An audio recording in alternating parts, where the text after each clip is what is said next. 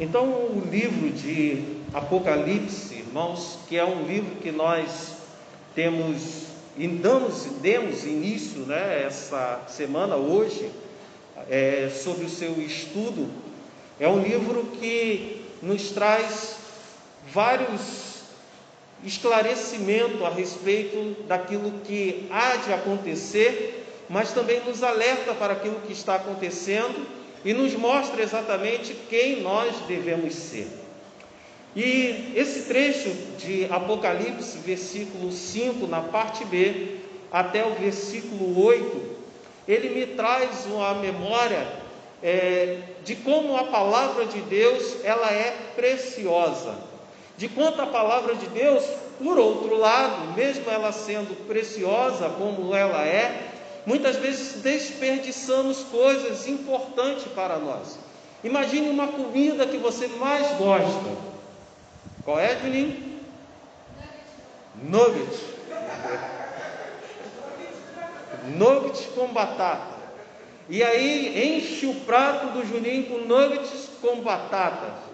E aí ele vai comer um nugget e uma batata. Ele vai olhar para tudo aquilo que ele tanto gosta, que de repente ele não aproveitou, de repente aconteceu alguma coisa que ele não pôde comer, ele não teve capacidade de comer, e ele vai olhar para aquilo e vai dizer: que desperdício.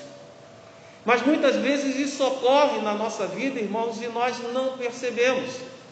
Olhamos para essa bendita palavra e desperdiçamos coisas interessantíssimas para nós, coisas importantes para a nossa vida. E quando nós olhamos também para a nossa vida, a gente vai ver que há pessoas que são comprometidas com seus objetivos. Essas pessoas têm o seu objetivo como meta e ela não abre mão de alcançar esta meta, seja o seu objetivo profissional, social, pessoal. Ela vai se esforçar ao máximo para alcançar aquele seu objetivo. E muitas vezes nós vamos olhar o esforço dessa pessoa e vamos dizer que é uma pessoa fora da curva, porque ela está além do normal. As suas ações para alcançar as suas metas, os seus objetivos, ela está além daquilo que as outras pessoas fazem. Essas pessoas acreditam nos benefícios daquilo que ela colocou como meta. E por ela acreditar nisso, ela vai fazer o esforço necessário para alcançar a sua meta. E aí ela está disposta a abrir mão, está disposta a lutar por aquilo. E quando nós olhamos, nós vamos ver as pessoas colocando toda a sua força naquilo. Muitos olham e vão questionar: será que vale a pena? Será que isso deveria ser feito dessa forma? Ou então vamos nos perguntar: para que isso tudo? Mas na visão daquela pessoa, ela tem aquilo como algo essencial para ela, algo importante para a vida dela. A gente não entende, irmãos. A gente não vai entender, mas para aquela pessoa aquilo é precioso. A gente não vai concordar, mas ainda assim isso não vai tirar da mente daquela pessoa as suas ações que ela deve fazer para conquistar aquilo que ela quer. Não vai fazer a nossa não crença, a nossa não aceitação das práticas dela, ela diminuir de intensidade, de busca pelos seus objetivos. Mas quando nós olhamos para a nossa vida espiritual, devemos nos perguntar: e nós? Nós somos pessoas dedicadas assim? Como às vezes nós somos com as nossas coisas do dia a dia? Nós somos dedicados assim com Deus? Com as coisas de Deus? Nós conhecemos os benefícios para o qual nós estamos lutando, e essa luta é diária, essa luta é constante. Nós conhecemos exatamente aquilo que nos motiva a aqui estar. Qual é a razão daquilo que nós buscamos? Nós temos entendimento do que é ter uma vida dedicada a Deus? E por que termos uma vida dedicada a Deus? A mensagem desta noite vem a falar sobre isso. Vida dedicada a Deus. E eu quero começar a falar para você a respeito da razão, o motivo. A primeira coisa que você tem que guardar, que tem que ter na tua mente, é que a razão de você ser dedicado a Deus é porque Ele te ama. E isso você não pode ter dúvida. Isso vai fazer também a diferença no momento final da história da humanidade. Hoje nós estamos vivendo João 3,16, que é: porque Deus, de tal maneira que deu seu Filho, para todo aquele que nele crê, mas tenha. Mas quando Jesus voltar, nós não estaremos vivendo mais João 3,16. Nós já estaremos sendo cobrados por aquilo que nós acreditamos e tomamos como decisão com relação a João 3,16. Acreditamos no amor de Deus? Porque agora Jesus está voltando para cobrar-nos exatamente aquilo que nós decidimos, aquilo que nós acreditamos. Agora, com a volta de Jesus, com o retorno de Jesus, esse amor não é mais amou o mundo, mas vai amar aqueles que tomaram a decisão de aceitá-lo como Senhor e Salvador. Esses serão os benditos do Senhor. Esses serão chamados pelo Senhor. Esses serão direcionados pelo Senhor e terão o seu amor direcionado por Deus. Deus estará direcionando exclusivamente o amor para esse, porque os outros já estão condenados. Então, queridos, nós primeiramente temos que entender que a nossa razão de dedicação é o amor de Deus. É o amor que Deus tem para conosco. Chegará o momento que o Senhor olhará e verá aqueles que tiveram os seus pecados lavados no sangue do Cordeiro. Mas a pergunta, irmãos, que nós devemos nos fazer sempre é: será que o mundo compreende este amor? Será que as pessoas que ainda não tomaram a sua decisão com Cristo compreendem este amor de Deus? Ou têm usado este amor, abusado deste amor? Mesmo Deus atuando com misericórdia, dando livramento, Deus agindo com paciência, as pessoas têm visto este amor, sabe deste amor e muitas vezes abusa deste amor, achando que vai dar tempo, achando que serve um Deus, tem um Deus de graça, tem um Deus cheio de misericórdia, então vai dar tempo. Mas sejamos mais críticos, irmãos. Ao invés de olharmos para fora, olhemos primeiramente para nós que estamos em pé e vamos olhar esta palavra e tomar para nós coisas para que nós não venhamos a cair. Sejamos críticos com relação àquilo que nós temos vivido, com relação ao amor de Deus. Compreendemos a respeito do amor de Deus? Nós entendemos o significado de ser amado por Deus?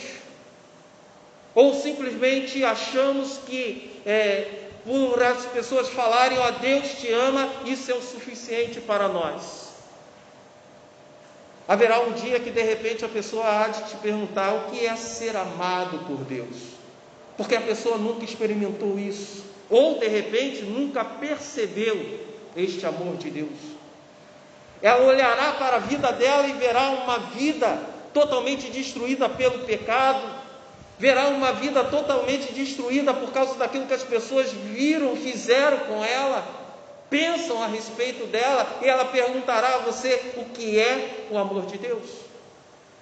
Basta olhar para a palavra de Deus e você conseguirá descrever o que é o amor de Deus. Ser amado por Deus é ter Deus nos esperando quando ainda somos pródigos, quando estamos no mundo gastando aquilo que não é nosso, aquilo que não deveríamos. Ser amado por Deus é ter Deus nos esperando quando ainda somos teimosos e não queremos reconhecer isso. Ser amado por Deus é ser restaurado quando uma vez nós professamos que nunca abandonaríamos a Deus nunca negaríamos o seu nome. E Ele mesmo vendo, presenciando isso, nos amou. Ser amado por Deus é mentir por falta de confiança diante da prova. É a gente falar aquilo que é mal, aquilo que é errado, e ainda assim ser chamado de amigo do Senhor. Abraão. Queridos irmãos, Moisés também foi chamado de amigo de Deus. Nós somos chamados de amigos do Senhor. O Senhor fala. Mas será que nós merecemos esta qualidade que é colocada para nós? E isso é o amor de Deus. Então, quando alguém te perguntar o que é amor de Deus, olhe para a tua vida, e aí está o retrato do amor de Deus. Deus conhece o mais profundo do nosso ser, irmãos. Deus sabe exatamente como nós somos, o que pensamos, e o que Ele enxerga está muito além da nossa visão e compreensão a respeito de nós mesmos. Ele enxerga a nossa imperfeição. Ele enxerga exatamente como nós somos e ainda assim nos ama. Ainda assim está disposto a investir em nós. E quando nós desfrutamos deste amor de Deus, nós vamos ver que esta ação do amor de Deus, Ele vai trazer algo diferente na nossa vida. Aquele que compreende o amor de Deus, este luta para uma vida cada dia mais dedicada ao Senhor. Aquele que compreende o quanto Deus o ama, ele vai buscar ter uma vida prestativa ao Senhor, uma vida de utilidade para o Senhor, uma vida menos egoísta, porque entende que o seu Deus não é egoísta. Sente orgulho de servir a Deus, sente alegria em estar à disposição de Deus, e diante de tudo que Deus faz na vida dela, esta pessoa não se cala, ela está posta a declarar o amor de Deus, ela está disposta a declarar para as outras pessoas que Deus a ama, e que este amor, ele não tem variação. Nós podemos olhar um para o outro, e de repente aquele dia que nós dissemos uma palavra que foi desagradável para outra pessoa, nós podemos falar e dizer: olha, eu estou te amando menos hoje. Pode ser que de repente a gente vá mais adiante e fale: olha, hoje eu estou desgostoso contigo. A gente pode ainda aí adiante falar: eu não quero mais diálogo e conversa contigo. Mas o que seríamos de nós se servíssemos a um Deus que agisse desta forma para conosco? O que seria de nós se houvesse variação de amor, de intensidade de amor de Deus para conosco? Mas nós sabemos aonde está o amor de Deus. A pergunta deste início de mensagem é: aonde está o nosso amor, irmãos? Aonde nós estamos apresentando este amor? Será que temos apresentado este amor quando as tentações vêm? Será que nós temos apresentado este amor nas nossas lutas? Será que temos resistido à tentação, e isso sendo prova de amor a Deus? Não é pecar porque a minha mulher vai me bater se eu olhar para outra pessoa. Antes era assim. Agora é o amor a Deus. É o amor a Deus. Queridos irmãos, a palavra de Deus, o pregador lá em Hebreus 12, versículo 3 e 4 diz o seguinte: pense no sofrimento dele e como suportou com paciência o ódio dos pecadores. Assim vocês não desanimem, não desistam, porque na luta contra o pecado vocês ainda não tiveram de combater até a morte. Quando o pregador ele está falando esta palavra, ele está falando para pessoas que estavam sendo tentadas a abandonar o cristianismo, porque havia perseguição, a tentação para adorar ídolos. E o pregador está falando: olha, vocês não resistiram, porque a sua resistência ao pecado tem que ser até a morte, porque é o que há de mais precioso, está garantido além da morte. A palavra em Apocalipse também nos fala que Ele nos libertou dos nossos pecados. No Evangelho de João, capítulo 8, versículo 34, Jesus afirma que todos cometem pecado, que todos que cometem pecado são escravos do pecado. E esta palavra é a palavra mais certa, irmãos. Procure um pecador, pense no pecador, e você vai ver que essa pessoa muitas vezes se torna escravo daquele pecado, ela não consegue se libertar. Seja ela o alcoolismo, seja ela o prazer de sair com várias mulheres, seja ela a usura, independente de qual seja, ela tem dificuldade de sair, de se livrar daquele pecado, porque o pecado escravizou aquela pessoa. Por mais que ela esteja disposta a lutar, por mais que ela esteja disposta a abandonar aquele pecado, a mudar, ela vai perceber que ela não tem os recursos suficientes para se libertar. Cada pensamento, cada olhar, cada ação, cada atitude, muitas vezes, ao invés de livrar essa pessoa, vai jogar ela cada vez mais para os braços do pecado, e cada vez ela se torna mais prisioneira dos seus erros, das suas ações, dos seus maus desejos. O único jeito de sairmos desta situação é ter um preço pago, e um preço que nós não conseguimos pagar, irmãos. Um preço que nós não temos condições de pagar. Esse preço ele só pode ser pago por alguém que tenha condições, com alguém que tenha recursos para isso. E este que pode pagar, e pode pagar a libertação, é o Senhor Jesus. É um preço que o homem nenhum consegue pagar, mas pelo sangue de Cristo que verteu na cruz do Calvário, há poder para pagar a dívida, para quitar a tua dívida, para te livrar das garras do pecado. Jesus pagou este preço por amor a nós e por amor ao Pai. Um dia Ele voltará e todos o verão.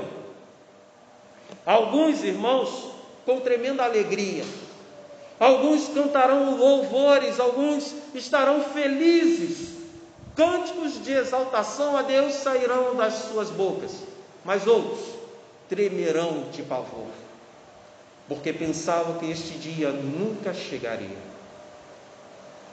No versículo 7 é dito o seguinte: que todos o verão, até mesmo os que atravessaram com a lança.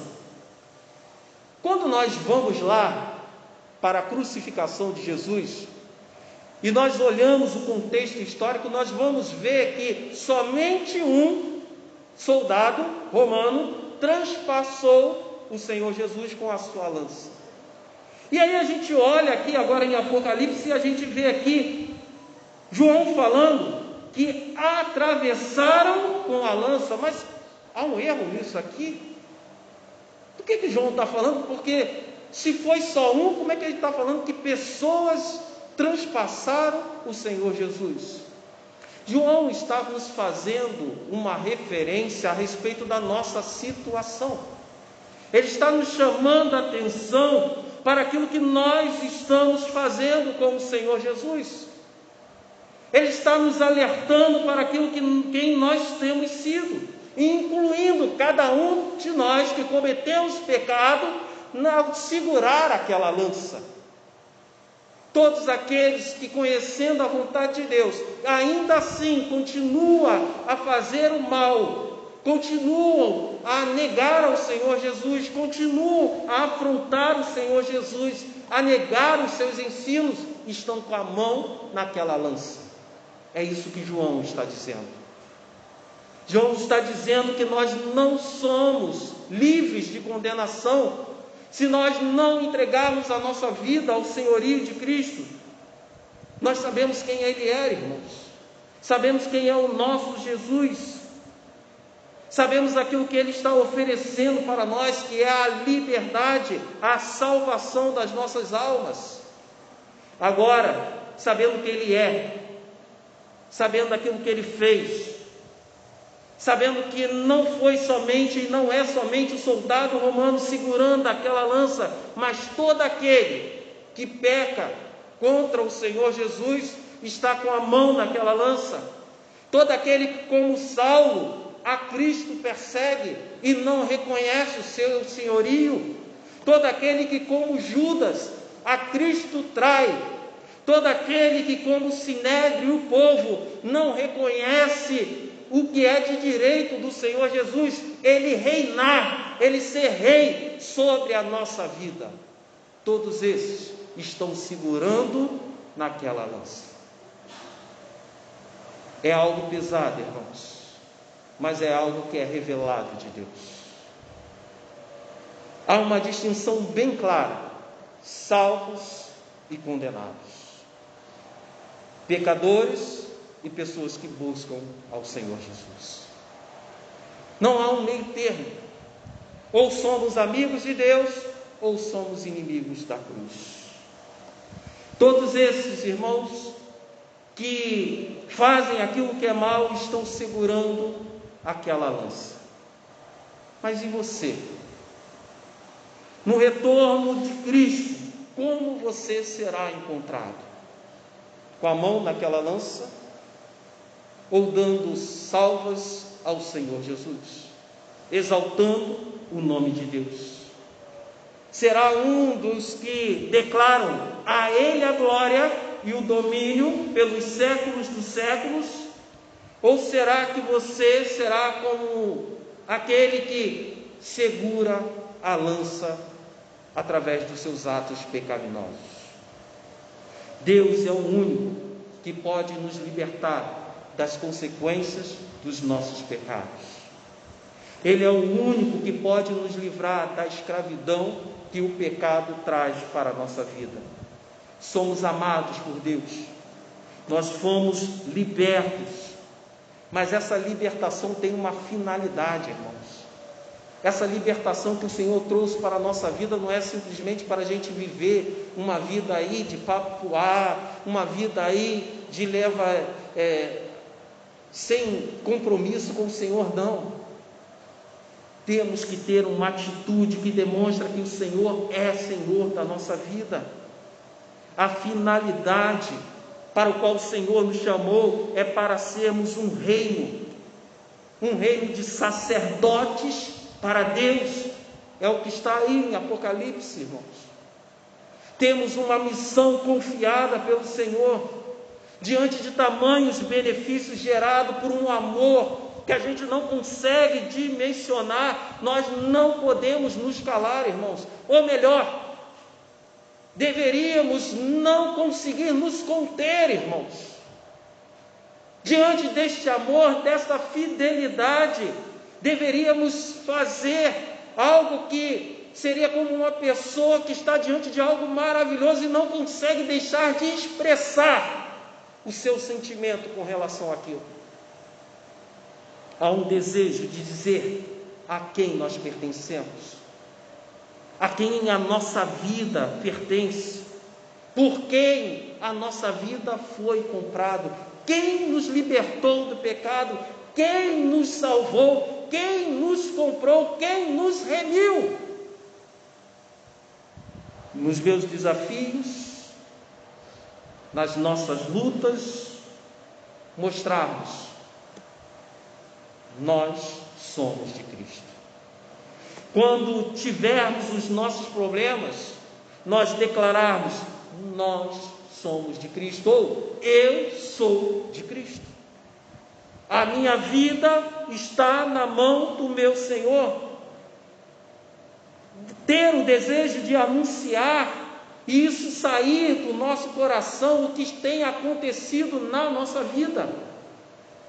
Um dia eu fui um escravo. Um dia eu fui um escravo do pecado. Um dia eu estava condenado a uma vida de escravidão. Mas agora estou liberto pelo sangue de Cristo. Agora eu sou uma nova criatura, porque o meu Criador, aquilo que sonhou para comigo, Ele completou a obra. Ele está fazendo uma grandiosa e maravilhosa obra. E agora eu estou livre, porque eu sou de Cristo. Estamos livres novamente, pertencemos a Deus, irmãos. Pertencemos ao nosso Pai. Quando assim nos comportamos e reconhecemos os benefícios, exaltando e anunciando a Deus, estamos cumprindo o papel de sacerdotes do Senhor. Estamos cumprindo a missão que o Senhor confiou a cada um de nós. Uma vida dedicada a Deus, uma vida que vive para a glória de Deus. E como sacerdotes, irmãos, nos encontramos diante de Deus. Estamos ali para orar, estamos ali para louvar, estamos ali para exaltar a sua grandiosidade, o seu poder. Estamos ali para sermos porta-vozes do Senhor perante as pessoas, para anunciar qual é a boa e perfeita vontade para essas pessoas. Você tem uma vida dedicada a Deus? Você quer ter uma vida dedicada a Deus? Então este é o teu momento com o Senhor. Se você tem uma vida dedicada a Deus, primeiramente, se você quer ter uma vida dedicada a Deus, que você se levante e coloque-se de pé. Vem?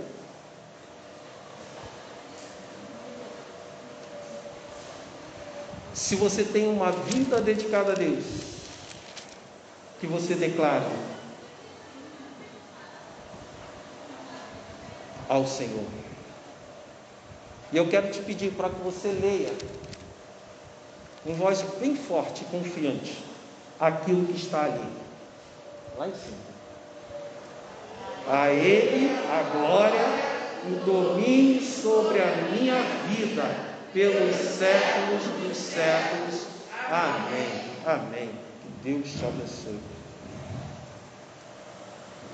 E hoje eu quero agradecer a Deus pela vida do Júnior, que tomou uma decisão com o Senhor Jesus, de entregar a sua vida ao Senhor Jesus. Glória a Deus. Que você esteja orando pela vida do Júnior, que você esteja colocando a vida dele diante de Deus, bem como a sua vida também. Que nós possamos perseverar na oração e na comunhão, e que vidas possam cada dia mais se render ao Senhor Jesus. Vamos orar.